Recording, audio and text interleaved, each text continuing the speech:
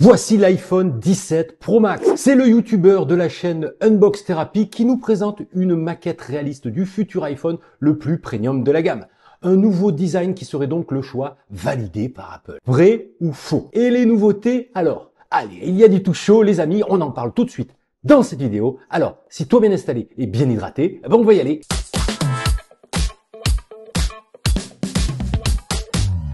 Salut à tous, c'est Giga Content, j'espère que vous allez bien, j'espère que tu vas bien. Si tu es nouveau sur la chaîne, sois le bienvenu et pense à t'abonner évidemment comme d'habitude, ça fait plaisir, ça aide beaucoup le créateur que je suis. Nous sommes en avril les amis, donc environ 5 mois avant la sortie des iPhone 17. Et on sait déjà tout ou presque. Ouais, bon, on exagère un peu évidemment comme toujours. Ça fait à peine plus de 6 mois que je loue mon iPhone 16 Pro Max chez Nextmobile et j'ai déjà envie de le changer. Eh ben oui. Pour plus d'infos sur la location de smartphone et un bonus giga content, c'est dans la description. Bien sûr les amis, on va parler de rumeurs, de prévisions, de fuites. Donc on prend les pincettes de rigueur pour cette vidéo. Mais vous allez voir, c'est quand même des rumeurs et des fuites super crédibles. Je vous rappelle le changement de la gamme des iPhone 17 qui sont prévus cette année. 4 modèles sont au programme. iPhone 17 classique, iPhone 17R ou Slim, ultra fin, à la place du modèle Plus donc, iPhone 17 Pro et iPhone 17 Pro Max, ou iPhone 17 Ultra, mais ça je vous en ai parlé dans une précédente vidéo. On verra si Apple change de nom pour son modèle le plus grand et le plus premium. Dans cette vidéo, on va plutôt se focaliser sur les modèles Pro. Avant de vous parler de l'iPhone 17 Pro Max, on commence par le design de l'iPhone 17 Pro. Voici l'exemplaire d'un mock-up reçu par le célèbre youtubeur de la chaîne, Unbox Therapy. Un mock-up, en fait, c'est une réplique réaliste à l'échelle d'un nouveau modèle de smartphone destiné à la fabrication des coques de protection notamment. Les constructeurs ont besoin de ces répliques pour ajuster leur coque avant la sortie officielle d'un smartphone, en l'occurrence un iPhone évidemment. On découvre donc ce fameux bloc photo élargi sur toute la largeur donc, qui entoure le bloc photo à 3 capteurs, toujours disposés en triangle, logés dans un bumper donc conséquent. Le capteur LiDAR ainsi que le LED flash se retrouvent donc à l'opposé du bloc photo, si on en croit en tout cas ce rendu. Pourquoi Apple choisirait ce design pour son nouveau bloc photo? Peut-être pour certaines nouvelles fonctionnalités photo/vidéo. Je reviens sur le sujet plus tard dans la vidéo. Autre information mentionnée sur Unboxing Therapy, c'est les mensurations de cet iPhone 17 Pro. Vous le découvrez en image, 149,63 cm de longueur, 71,44 cm de largeur et 8,75 cm d'épaisseur. Si l'on compare en fait à l'iPhone 16 Pro existant, les dimensions sont très proches, quasiment inchangées on va dire.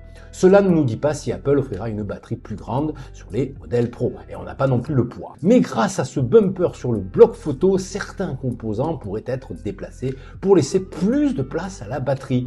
C'est une piste qui expliquerait ce design un peu particulier. D'ailleurs les amis, donnez-moi votre avis sur ce design dans les commentaires. Pour ma part, je suis pas contre, à condition que ce bumper ait un intérêt pour permettre d'améliorer l'iPhone évidemment.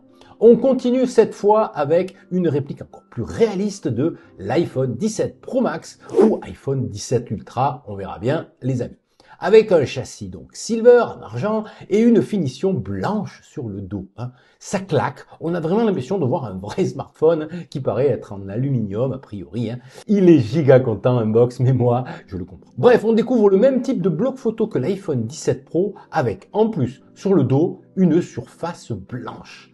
L'iPhone 17 Pro Max serait donc bicolore, si on en croit ce rendu réaliste.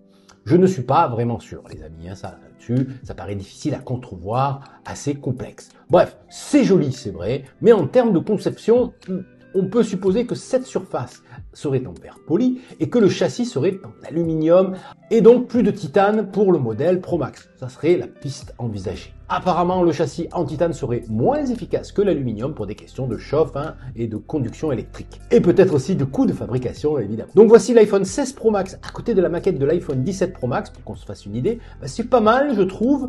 J'aime bien la différence de look et je suis sûr que vous n'êtes pas tous d'accord avec moi, je parie, les goûts et les couleurs. On découvre aussi sur ce mock-up une Dynamic Island plus petite que sur les iPhone 16 Pro, même si ce n'est pas une spec que les constructeurs ont besoin de connaître pour les coques classiques, on va dire.